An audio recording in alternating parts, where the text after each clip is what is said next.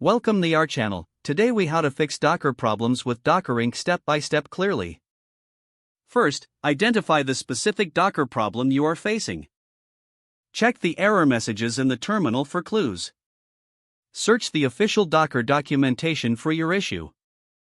Visit the Docker community forums to see if others have encountered similar problems.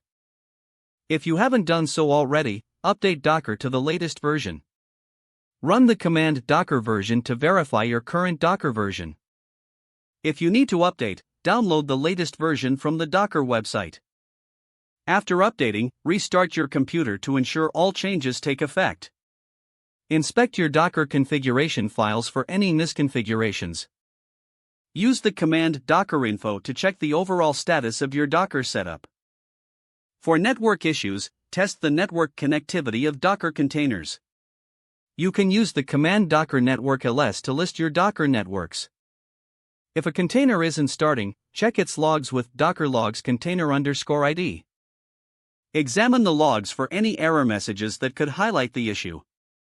If you encounter permission errors, ensure that your user has the correct permissions. Consider running the command with sudo if necessary.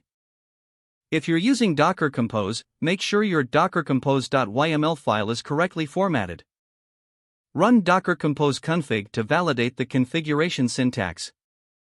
If dependencies are missing, consult the documentation for your specific application stack. For any persistent issues, consider removing problematic containers with Docker RM. You can also stop and remove all stopped containers using Docker Container Prune. To fix image-related issues, try pulling the latest version of your image. Use docker pull image_name to get the latest image. If the image is corrupt, remove it and pull it again using docker rmi image_name followed by docker pull image_name. Check for available disk space, as insufficient space may cause Docker to fail. You can clear unused images and volumes with Docker System Prune.